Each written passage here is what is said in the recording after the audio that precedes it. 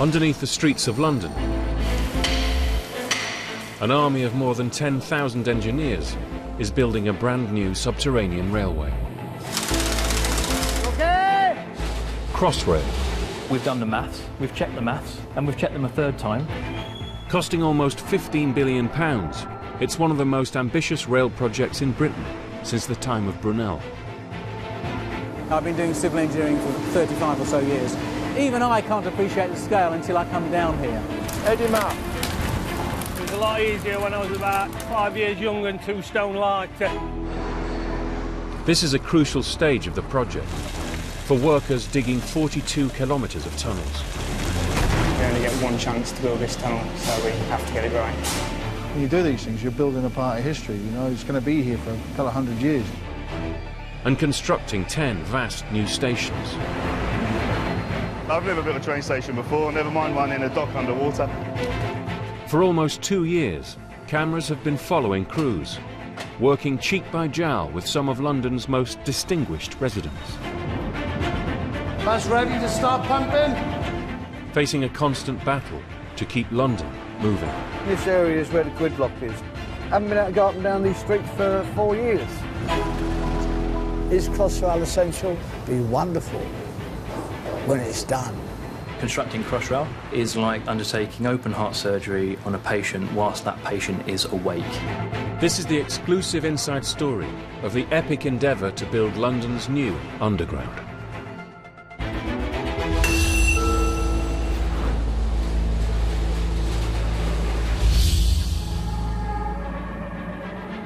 London, home to more than 8 million people.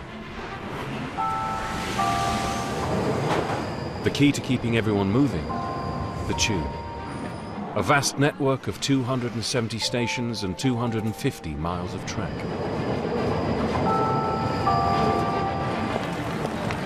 The London Underground handles more than 1 billion journeys a year. All you've got to do is go on the underground system in the morning and you can see it's very crowded. The forecast for London is one of continued growth, an extra 1 million more people in the next 10 or 15 years. This 150-year-old network struggles to cope with peak demand. The last new tube, the Jubilee line, was opened 35 years ago. So today, engineers are building a brand new underground railway line to help take the strain. Passing right across London, it's called Crossrail. It will run overground, from Reading and Heathrow in the west, straight underneath central London. It will connect key mainline train stations with the historic Square Mile and the new business district, before terminating at Shenfield and Abbey Wood in the east. 120 kilometres of railway will link to the rest of the tube and open in 2018. Heathrow, Europe's busiest airport, will be just 28 minutes from London's West End, a journey that currently takes almost an hour on the tube. Another 8 minutes will whisk you to the booming East End. An idea born in 1974, it's taken 40 years to get to this point. And the project isn't without controversy. It is a big job, probably the biggest single rail project that the UK's ever seen. Pretty much everything we do has an impact on somebody. The budget for Crossrail is 14.8 billion. This is taxpayers' money. It's important to remember that. And the other thing I've got to sign here is a £21 million payment authorisation to one of our tunnelling contractors. And this one's okay.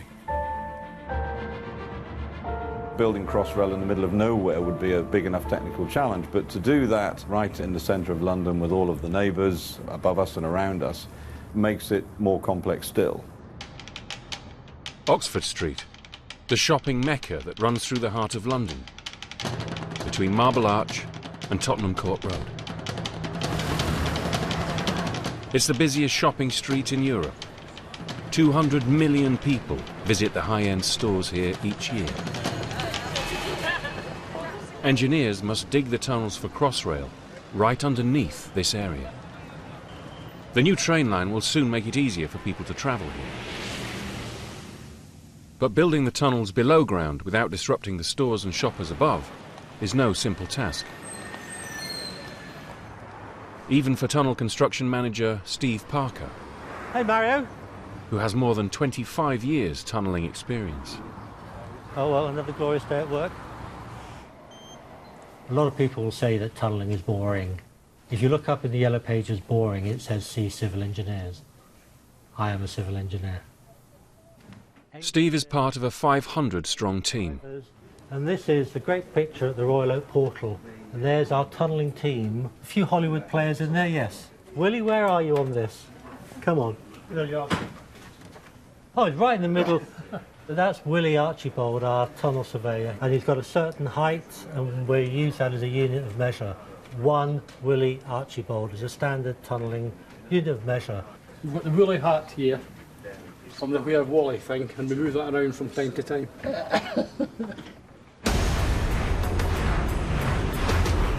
Steve, Willie and the team oversee the running of 2 giant tunnel boring machines, TBMs. In all, there are 8 of these clay-eating monsters. Each one is 150 metres long and weighs 1,000 tons. These digging demons can burrow up to 72 metres a day. And in the future, I want to be taking my family in this tunnel and say, look, I worked on this. I think many tunnellers like to think of themselves as kind of the unsung heroes because it's all underground. Steve's crew is about to face its toughest test yet. They must weave one of the tunnelling machines through the tightest point of the entire route, known as the Eye of the Needle. At the east end of Oxford Street lies London Underground's Tottenham Court Road station. It's where the Tube's Northern Line and Central Line intersect. Crossrail needs to link into this super hub. But digging tunnels here is not easy. Pipes, cables and sewers crowd the ground. The Tube's busy Northern Line platforms and 2 escalators make the earth extremely crowded. The only option for Steve's team is to drive their tunnelling machine through the tightest of gaps, 85 centimetres above a live running tube line and 35 centimetres below the escalators. It's the closest any Crossrail tunnel will come to the critical infrastructure that keeps London ticking. At the controls for the tightest drive of them all is shift engineer Ed Batty. We've been in tricky spots before, but nothing where we've had something below us and above us and in such a close proximity. So yeah, it's a first for me. My first job on a TBM, and this is 1 year and 1 month I've been down here. You know, the first 6 months was a learning curve, and now I know what the crack is basically. What's going on now? That's the TBM belt just about to start, and that's the belt that goes all the way out. 4 kilometres of conveyor belt transport the excavated London clay out to the surface. By the end of the project, the tunnelling machines will have mined over 6 million tonnes of earth, enough to fill Wembley Stadium 3 times.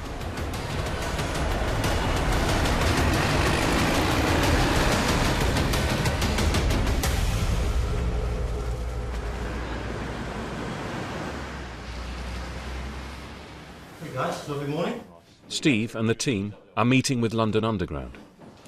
We need to make sure that the parameters are absolutely clear so that we avoid some sort of unnecessary response. The tunnellers can't interrupt tube services during the 48 hours it will take their machine to pass through the Eye of the Needle. The tunnel boring machine is passing directly over a platform tunnel, so our customers will be able to see the impact of the tunnel boring machine passing by. For example, you could have tiles falling off. If we had customers on the platform who started seeing a lot of fluid come in, they might cause a panic. If the worst comes to the worst, we might have to evacuate the station. The only thing we've got bottom out is what surveillance regime we're going to have in place. The team agree to keep a close eye on the platform as the tunnellers pass overhead. I suppose the real excitement, if you like, or the adrenaline will start if there is an incident.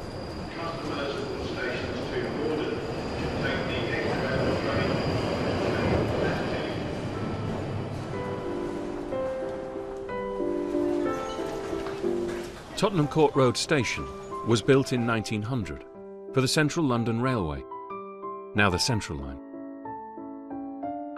The first line to run all day on Sundays and nicknamed the Twopenny Tube, it was affordable and proved hugely popular. The new link made the shops on Oxford Street easier to reach, boosting their profits. The new stations here will deliver another 120,000 shoppers a day to the streets.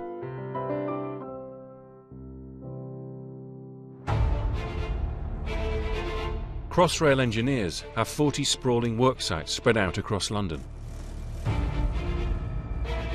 Some are little more than shafts, allowing access to the new train tunnels growing underground. Others are giant holes puncturing the landscape, forming the outlines of 10 new stations. The sites in central London are hemmed in between office blocks, busy shops, and roads that never stop. This makes construction work extra difficult. One of the pinch points is 2 stops east of Tottenham Court Road, the site for a new Crossrail station serving Liverpool Street. In 4 years' time, this will be a spacious new ticket hall. But right now, there's almost no room for manoeuvre. We'll get cracking then, yeah? Right! An elite squad of crane riggers is assembling to clear some space. Right, this is my team. I'll be working with it. This is Gerd from down. Yeah, he's from down here, so he knows the area. And this is the Scarcer, Lee. You've probably seen him on Crime Watch. Cheers, Steve. I'll never be welcome in Liverpool again, will I? Well, I love my van, laptop, kitchen sink. It's all in here somewhere, and I try and keep it really tidy. Everybody takes a mick because it's such a tidy van. Polishes that every day. When he gets home, he gives himself another hour on the timesheet, gives his van a good polish. 7 years in the army, that's what it is. You either tidy or you're in a lot of trouble, like.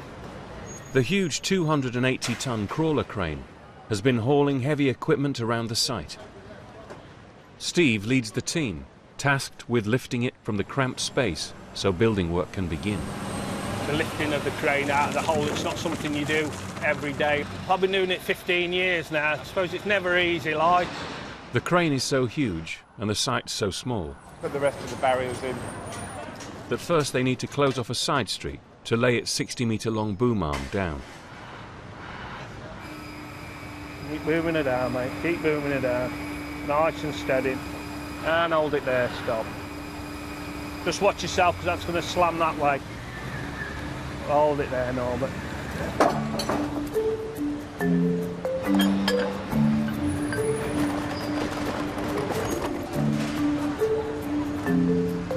Steve now needs to bring in a big mobile crane to dismantle the rest of the crawler. The obvious place to position this is the empty narrow strip on site, from where it can easily lift out the crawler crane. But the world's oldest underground railway, the Metropolitan Line, runs less than 2 meters below the surface. Putting the crane here could damage the Victorian tunnels. So the team has no option but to position their crane on Moorgate, closing off one of London's major traffic arteries. Moorgate is an essential thoroughfare into the heart of the historic business district.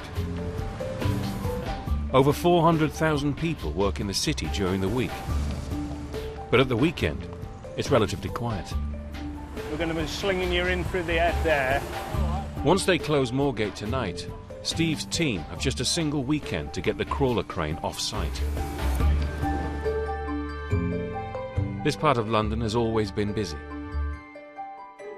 When Victorian engineers built the Metropolitan line in the 1860s, they closed streets for years. Cutting huge trenches into the ground to form tube tunnels caused major disruption.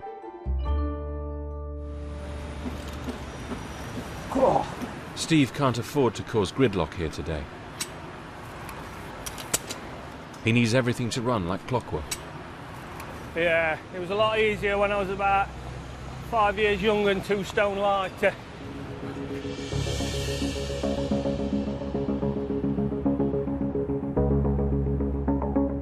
In the heart of the West End, Crossrail's new station at Tottenham Court Road will be a gateway to the shops of Oxford Street, as well as the vibrant area of Soho. Soho is London's entertainment hub, home to hundreds of bars, restaurants, and the West End's famous theatres. Here we are in the middle of Soho Square. Crossrail is building a new station directly underneath our feet here. Our tunnel boring machine is directly under this building opposite us there. Advancing on average 22 metres a day, Crossrail's vast tunnel boring machine is closing in on the eye of the needle. We've got to pass under a couple of buildings before it gets to the eye of the needle. But before we get there, obviously we've got to protect the buildings. We don't want to put the table tennis table out of level. It's all part of keeping London moving. Digging directly under a city is a delicate operation. The loose ground around freshly dug tunnels could settle unevenly, potentially causing buildings to tilt. So Crossrail's engineers use a network of lasers and targets to spot any movement of buildings.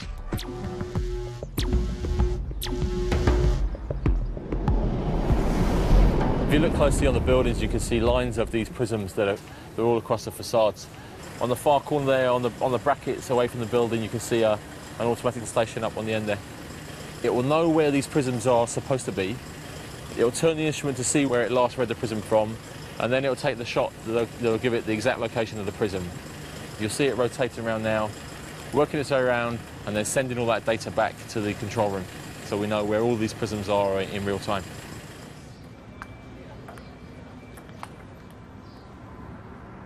Data from thousands of targets installed across central London flows back to tunnel control. Simon Levy analyses any slight change in ground level picked up by the instruments. If the ground moves either up or down, we can tell from these graphs. The nodes on the points are blue, so that means they're not in any trigger area. But if they go to a green, it's a green alert, amber and red. Robot trackers keep check on some of the most historic buildings in London 24 hours a day. Amongst them is one of the oldest structures in Soho Square. The Grade 1 listed charity and chapel, House of St Barnabas. This is just so 1750s. This building was the anchor building for the development of the square here in Soho. If we look up, this is the plasterwork installed in 1754. It's a classic piece of Rococo work. The main hall and the silk room next door together constitute the last complete set of Rococo plasterwork in London. And so the house is monitored in a variety of ways. There's a theodolite looking at these two faces, and there's another theodolite at the back. I'm standing on top of monitoring devices which are built into the floor, and there are monitoring devices above my head, again built into the floor. This broad staircase was designed to look completely floating free. Crossrail have built a steel framework which is underneath the staircase. It's not supporting the staircase. It's a safety net. Were the staircase to fall apart, the steel frame would catch it, and we would be able to rebuild it using the existing materials. The House of St Barnabas is bristling with gadgets. But despite supporting its stairway and protecting its pillars, there's a problem. As engineers dig passages beneath Soho Square, to link up Tottenham Court Road's 2 new platforms. The excavations are disturbing the ground. In Soho Square now we have some amber triggers on the levelling points. It's not to do with the TBM, it's the new ticket hall. So they're actually excavating fairly deep in that area. Sensors on the House of St Barnabas have triggered alerts. Reverend Scott fears cracks in his plasterwork are getting worse. The corner behind me has been gently moving towards the square. And we are watching the cracks that are forming in the plasterwork. Now, we don't want to be panicking about this, but you have to keep an eye on what's going on. The main thing is to try to ensure that it all stays up there.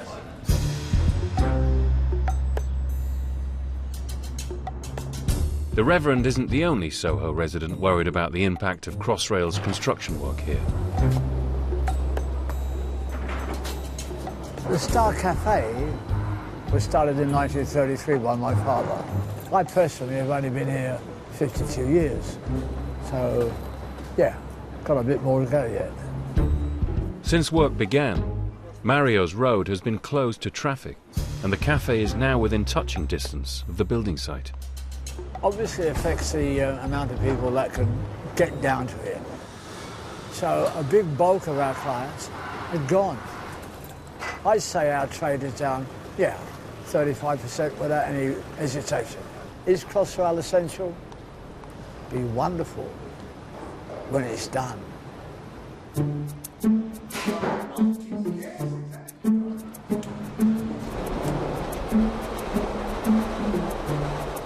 Two stops back east at Liverpool Street, the fight for space on the cramped site has forced the team to close off a side street to break up a huge crane. What we're going to do now, we're going to split the top 2 pins of the boom now and lay it down on the floor, and we'll knock it to bits. Oh, to be in my type of position, a good back and knees, and good with an hammer normally helps as well. That's it. Yeah, it's knackered. I'll get my paint. Obviously, when you take a crane to bits, you've got to examine it for any damage, any defects and that, so it's safe for the next job. I'll mark it down, obviously. Someone will get a bill somewhere for it, because they're not cheap. I'll do my tag. It's damaged, but it's perfectly safe to work still. Right, we'll go for the main rope now, Norbert. Norbert's my crane driver. Where's he? He's in the crane, and he loves this crane. He likes to be sat in there with his air conditioning and his newspaper and his dirty books, whatever else crane drivers read all day.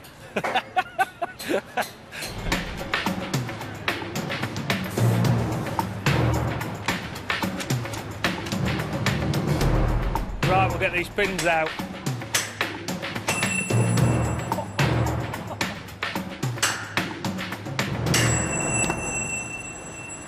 These 4 here. Well, they're the damaged laces? Yeah, they're damaged. They'll have to be replaced. It's the brightest colour we could get, bright pink. Look at that, Bobby Dazzler. Yeah. They call him King Rigger. He's not bad to work with. He likes the whip, getting used to do things now and again. My Scouser's gone missing. Oh, he's there, he's all right, we found him. He's not been arrested. Right. Once we're happy and the lights go red, we'll close the north side off, both lanes. With the boom arm down, Steve's ready to get a mobile crane into place on the road to lift out the rest of the crawler. It's time to shut down Moorgate. Okay, mate, as soon as it's red, mate, and it's safe to do so, go for it. That taxi's your last one, mate, as soon as that taxi's out. Moorgate is now closed. The team only has the weekend to break down and remove the crawler crane before the road must reopen for the Monday morning rush hour. But there's a hitch with the 350-ton mobile crane they're calling in to lift out the crawler. I don't know if you've heard about the crane. I haven't. Well, I've just had a heads up, but... Yeah, the 350-ton crane has got damaged on another site. It won't be coming here. Okay. There are only 2 of those 350-ton cranes in the UK at the moment. One of them's committed on another job and couldn't be released, and the other one's been damaged, so here we are trying to replan.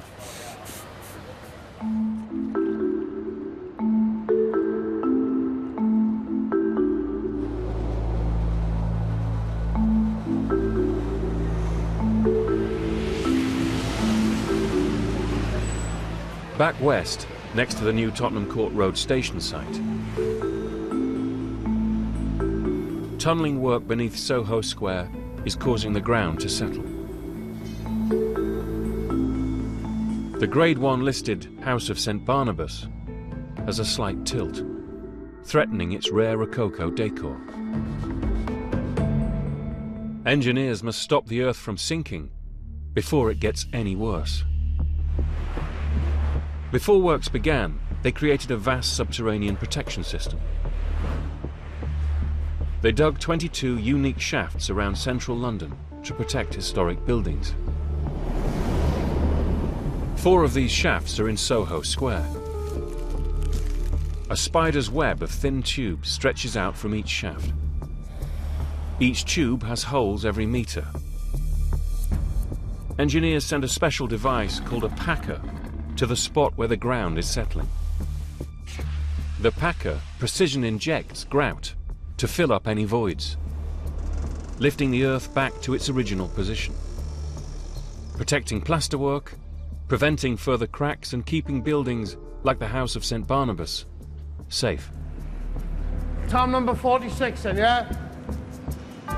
This shaft in the southeast corner of Soho Square is the office for grouters Lloyd and Tony. This is what we call a packer. This rubber part here will inflate. That'll form a seal to prevent any grout coming back out. 90 metres, long way to push the packer, but you take the rough with the smooth, I think. 2615. Okay, 2615.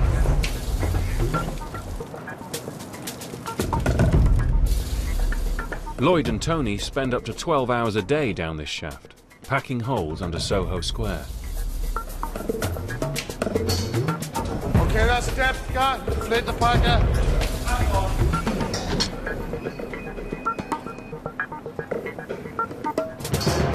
That's ready to start pumping? Yeah, pumping now. I've been on the job for about 16 months. Tony's been with us for about 6 months. We generally tend to stick together as a team as well, you know. Yeah, we do come. I mean, not too close, obviously. You don't want to get too close in a place like this. You get used to talking to yourself, but apart from that, it's all right. Okay, up on the reel.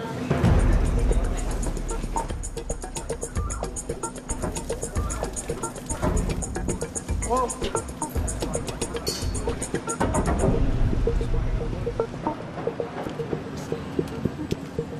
Now we're off to Crossrail in their new offices, and we usually meet with them regularly to survey the monitoring, to discuss any particular operations that are taking place, and then we can coordinate.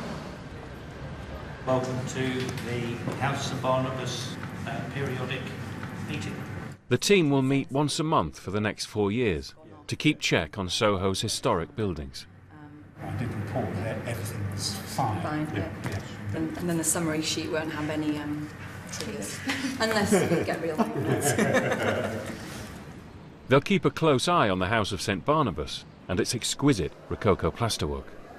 The charming lady here has survived to keep us entertained in the 21st century, and I hope for many more.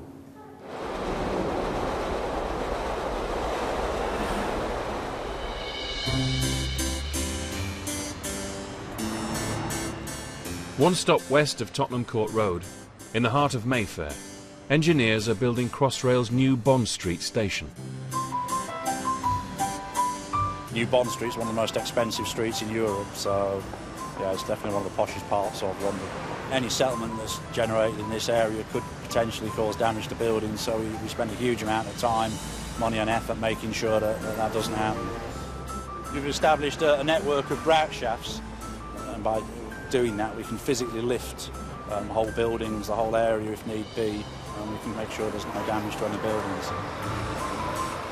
Building grout shafts in the congested heart of London's swankiest district solves one problem, but means compromises must be made.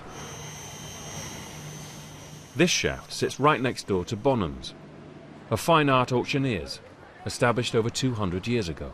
Lot number 36, ladies and gentlemen, the splendid imperial vase. Start the bidding here at £400,000. 400,000 is offered for 20. As you can see, it's a very, very tight site here. There's very little room. And you can see how close Bonham's building is. It's only a metre or so away from the edge of our grout shaft. £700,000. 750. 800. 850.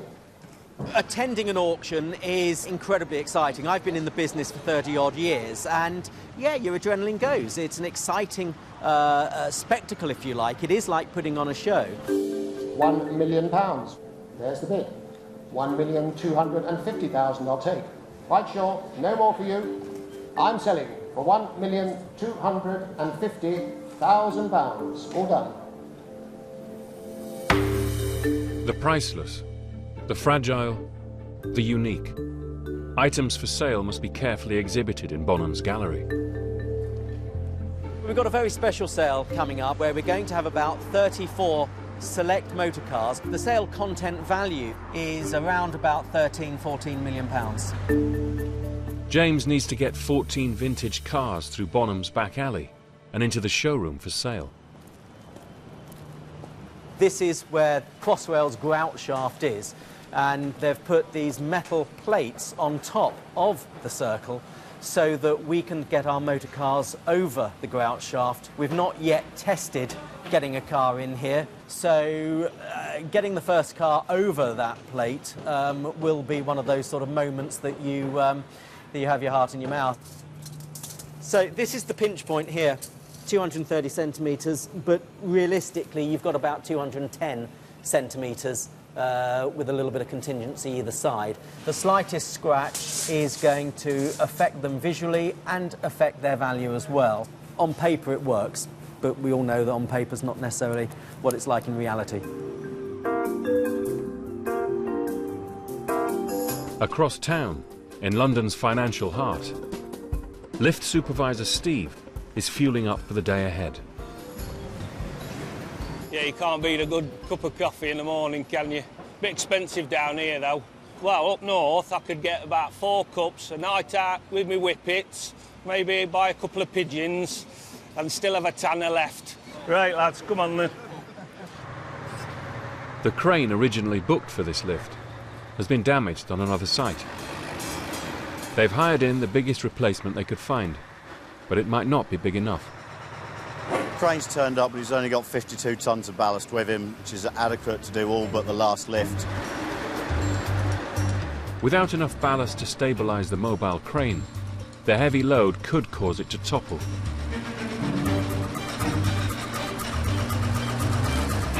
Steve's team must source extra ballast for the biggest lift, fast.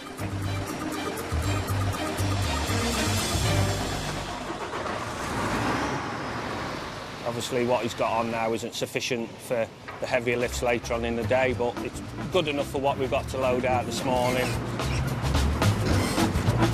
Start taking her up, mate, we'll get it over the section. All the way.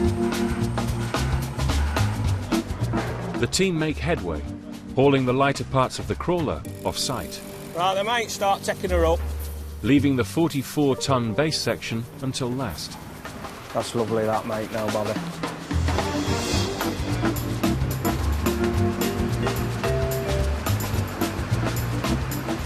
You just got to be careful of the buildings, people walking underneath. The heaviest load we've got today is the car body of the crane. It's 44 tonnes. All up, we need the full 96 tonnes of ballast on the crane to lift that. They urgently need the extra ballast to arrive on site, to finish the job and reopen Moorgate in time for the Monday morning rush hour.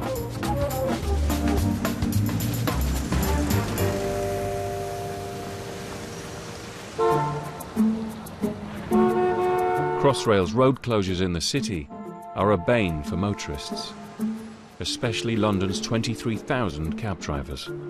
Cabbies are moan about everything. But you've got to have a good moan if you want to live in London. Mike Zini has been a cab driver for 12 years. Crossrail's just made all the roads rotten. This area is where the gridlock is. Haven't been able to go up and down these streets for 4 years. You can't do the rat runs anymore, so they've messed up what we call the Dirty Dozen. Dozen streets that gets you through the north part of Soho to get out of it. They're like little arteries into a heart. One or two of them start shutting, boom, boom, boom. I've seen cabbies like pulling their hair out, foaming at the mouth, crying almost on the dashboard. You just got to keep your cool and just go with the flow. Just not get too stressed out about it all, because you'll just drive yourself mad. If you want to work in it, you've got to put up with it. Underneath Oxford Street, the tunnel boring machine is marching towards Tottenham Court Road. It's a critical time for Tim Morrison, who heads London Underground's engineering team. Constructing Crossrail is like undertaking open heart surgery on a patient whilst that patient is awake, because we're trying to maintain the operation of the railway as it is without disrupting it at all. There are 31 locations where Crossrail are doing something that has the potential to affect London Underground. It could be that they're digging a very large hole close to us. It could be that they are doing some demolition work, for example, near to our railway.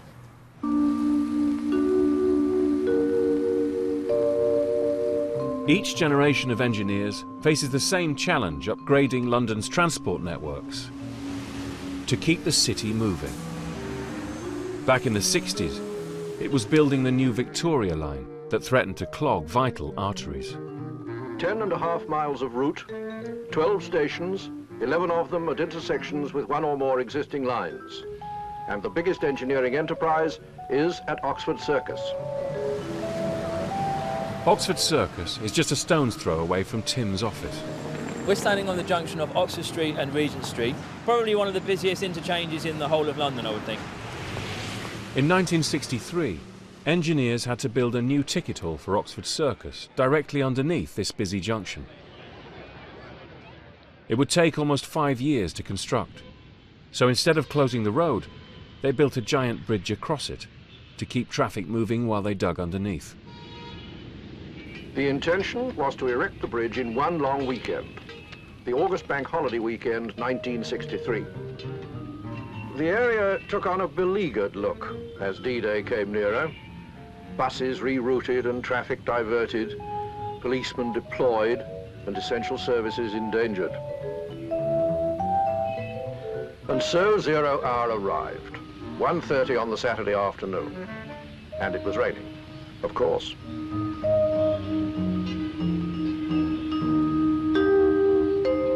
Then the hardware started arriving. The largest of the girders was 35 feet long and weighed just over 5 tons. But the iron fighters were tossing them around as though this was the Braemar Games. There's no bolting down, which saved time and bolts, and they can't shift because the whole structure interlocks. So it went on for the rest of Sunday. And we were still waiting for the bit that didn't fit. There's something like 245 individual steel elements that were slowly assembled, and they got it right first time. And right on the dot, 6:30 a.m., Tuesday the 6th of August, 1963, with all services functioning, the first traffic crossed. Keeping the buses moving, keeping cars moving, and that's allowed them to be progressively excavating the soil below the circus itself. If we don't learn lessons from the past, we won't be able to do the more challenging projects of the future. So 50 years ago, almost to the day, we had this incredible feat of engineering, and 50 years later, we're about to send a tunnelling machine through a very congested part of Tottenham Court Road station.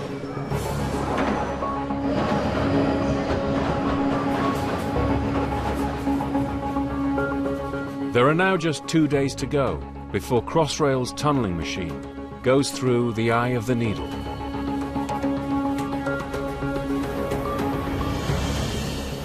You going to get a lot of attention from everybody. And we want to get it right. Do you know how expensive this photo shoot is? It's going to be a very close encounter.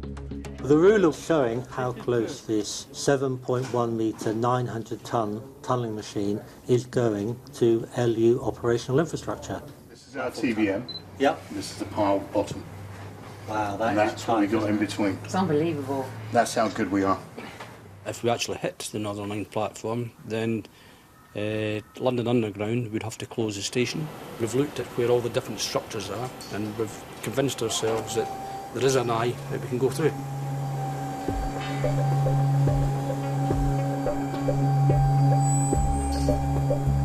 There's just 5 centimetres margin for error as Willie lines up his tunnel boring machine with the eye of the needle. Yeah, okay.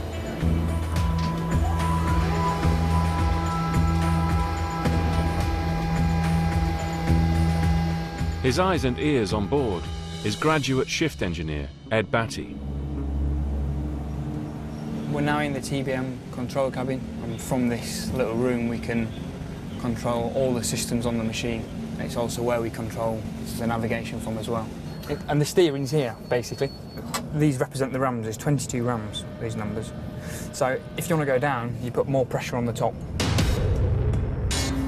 Although the team can fine-tune the direction of their tunnel, as they pass through the eye of the needle, they need to be sure they're lined up precisely with the tunnel's intended route.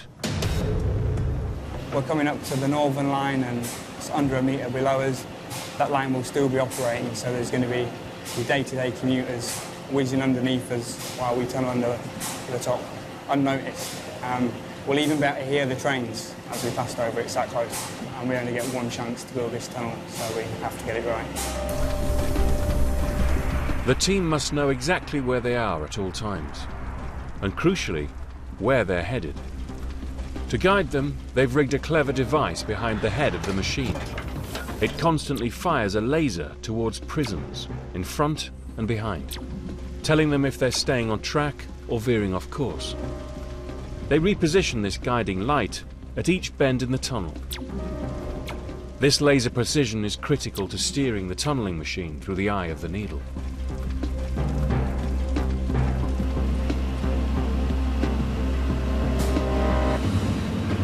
So when we reach that position, we need to be super good at what we're doing. There's no room for error. We've got a series of targets in the tunnel.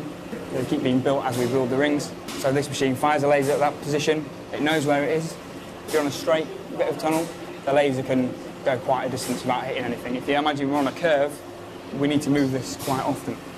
There's a team of surveyors that come down here, and their sole job is to make sure that bit of kit is in the right place and it's working accurately. Sí, pues alguien la puso.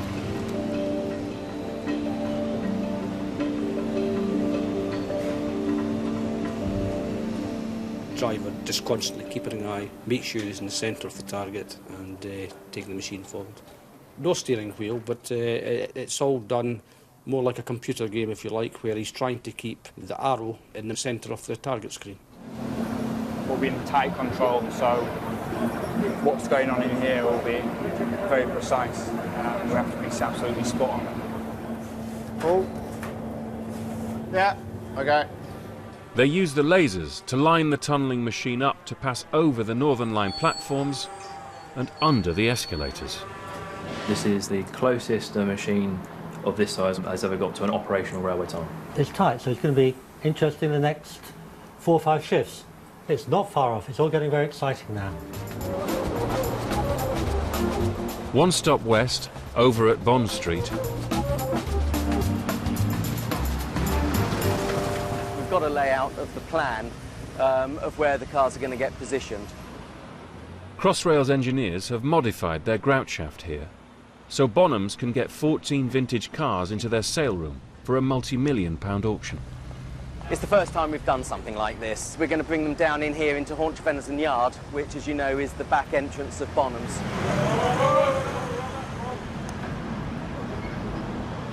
It's pretty cool. It's a prestigious car, it's amazing. I would like to know how old it is and how it's in such good condition. It's amazing.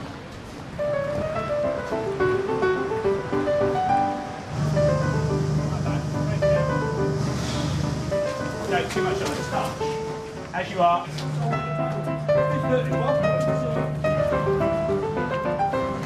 Go on, boys. This is ridiculous to tie down here.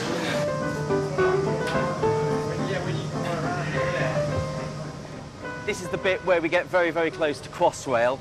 Anyway, we were going to use the cheapest car first off to see whether it worked, but anyway, we got a £300,000 Clement as a test case. It's a 1903 Clement Talbot that's 110 years old, and it's the oldest motor car in the sale.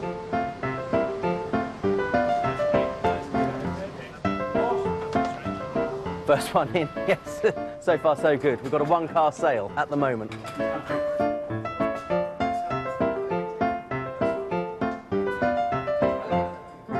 As you can see, we've got a bit of a Rolls-Royce traffic jam behind us. We've got a Rolls-Royce 20 horsepower, which is a car from the late 1920s.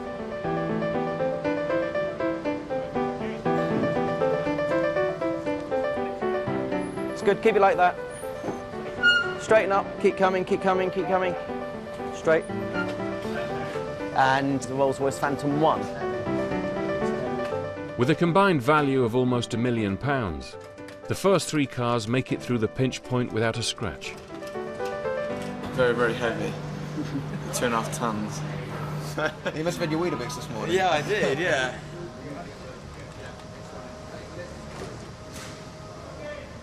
Yeah, it's quite nice, that. Wouldn't mind it myself. Yeah, if I had a chauffeur, I suppose.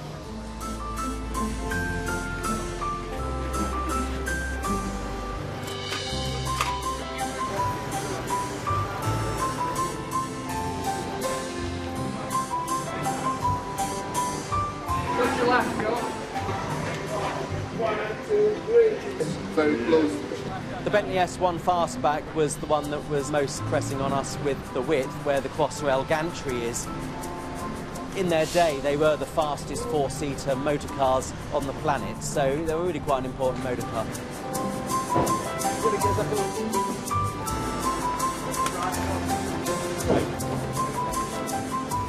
Okay, you're in. Keys! Watch your back, here comes the Aston Martin DB6. Well, has he got brakes? The last few cars finally arrive.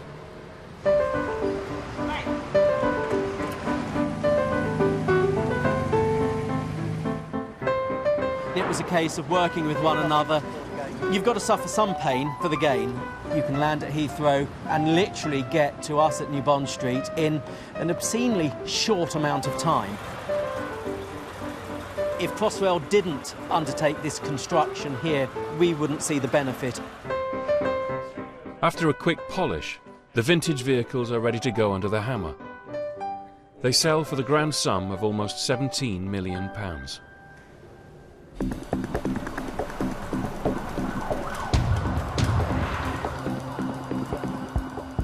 Come on, Tubbsy, let's get down. All right, dead laugh. Over at the Liverpool Street site, Steve's keeping a close eye on two teams this afternoon. We were winning 3-0 at half-time. I've got a bit of a shrine to the team in the front of the van, like the mighty Wolverhampton Wanderers. That's me monkey, goes everywhere with me. He's done some miles, he has. He's a big Wolves supporter, and I'm a big Liverpool supporter. And he's very, very bitter over anyone else who's in the Premiership. The ladies see this badge in your front window and they just flock to it. They just can't help themselves. It's like a magnet for women. Yeah. Don't tell me, missus.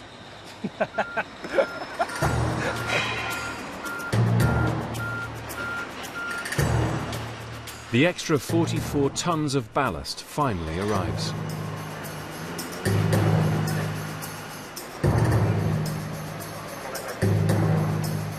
Steve can now disconnect and lift out the two giant tracks.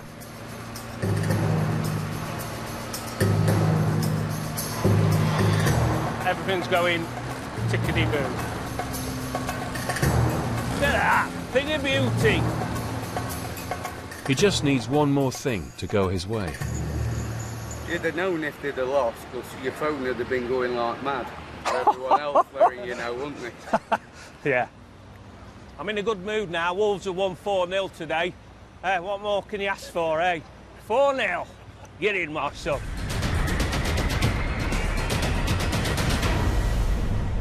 the right crane, isn't it? It's the final lift of the day, lads. Obviously, it's a machine now. And we're going to spin her in the oval, so she's the right way round when she comes to going on the back of the wagon. We'll get this up and on, like. Let's do it, lads. Let's do it. Let's fall in love.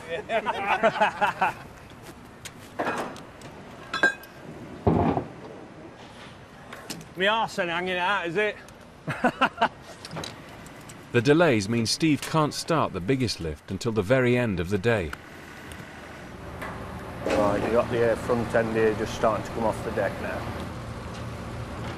We might have to just inch it up to get over this cherry picker, mate, all right? Just pinch her up, mate, just so going over the top of that Harris fencing.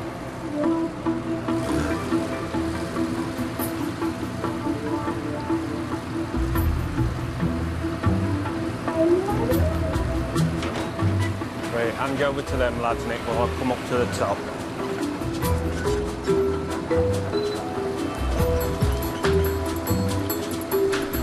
Whoa, whoa, whoa! Just hang fire there. Spot on, mate. Keep going down, keep going down. Weights off, Steve. Good man. Sound job, that, Nick. Beautiful. All my lads are safe. No damage to any equipment. You can't ask more than that, can you? And Wolves have won 4-0 today. Win here for all this and a win for Wolves. Cheers, lad. Thank you very much. High five, Lee. Oh. Come on, let's get up to north. With the site clear, work can now begin digging out the 40-metre deep hole that will form Liverpool Street Station's new ticket hall. In 4 years' time, it will be packed with up to 70,000 commuters each day.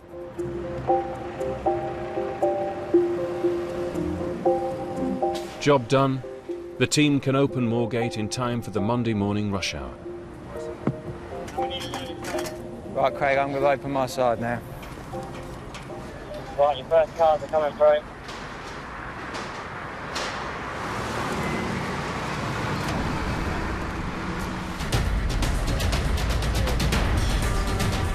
At Tottenham Court Road, the 1,000-ton tunnel-building monster is finally entering the eye of the needle.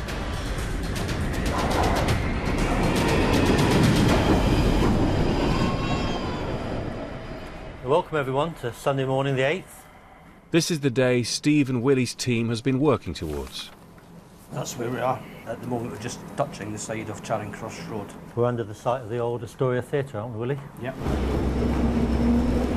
Today, the tunnel boring machine will reach the narrowest point of its route across London. So the crossing starts on back shift this afternoon, and I think we're going to be there. Yeah. Today's the critical day. It's the start of passing over the Northern Line, and so this is the critical point, the culmination of a lot of work over the last couple of months. So people getting off the train in the next hour or so will not realise that above their head is a 900-ton, 7.1-metre diameter tunnelling machine.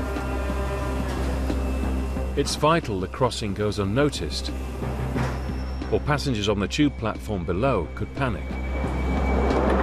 General comment just to say be aware of proximity of LU assets.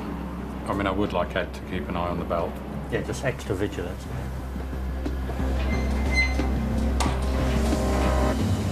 So over the next 20 rings, we're directly above the Northern Line platform. So over the needle, yeah. We're just about to go through it. Hello. Ed. Hi, Steve. How you doing? We've got one more ring to go before the cut ahead gets in line with the angle of the northbound line. Tim Morrison of LU said he was down this morning. He was there and he said he could hear the TBM and hear the miners. We're that close, so you can actually hear what we're doing here. Yes, you could hear it. That was with no trains running. I mean, our one concern is that there are cracks within London Clay. Some of the water could ease out and find the simplest path of travel, which could be the big platform tunnel.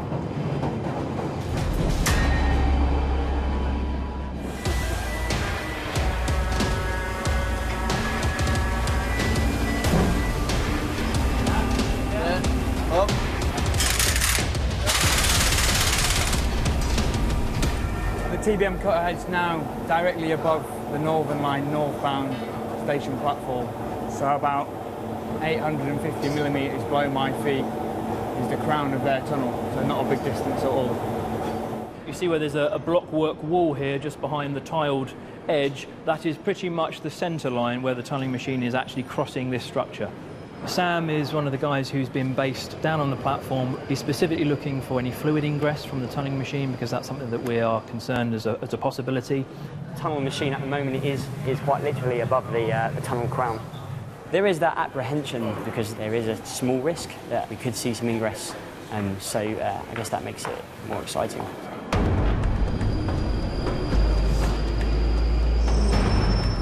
With the tunnelling machine now inside the eye of the needle, the team must continue their vigil throughout the night.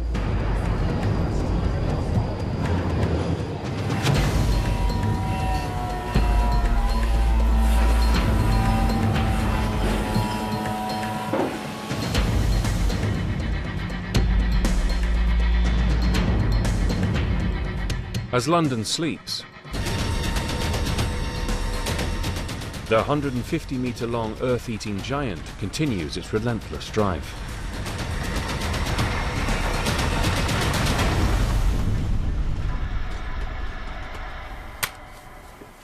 Willie, got an update where we are? Yep. We're building 3024 just now.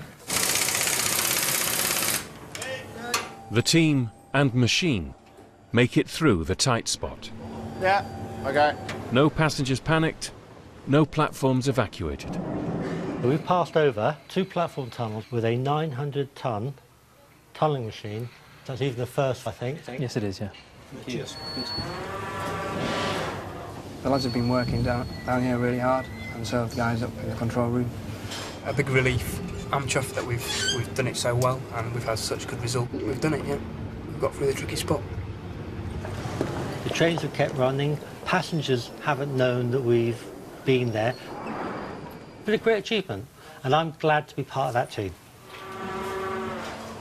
The team leaves a perfectly formed tube tunnel in their wake.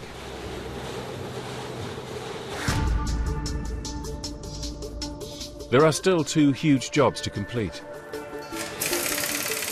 Finish digging the 42 kilometres of tunnels.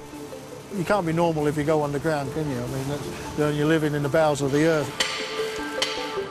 And construct 10 new stations, each the size of a cathedral, before the trains can run. It's difficult to appreciate the scale of it. The station is designed to deal with 32,000 people per hour. It's absolutely huge.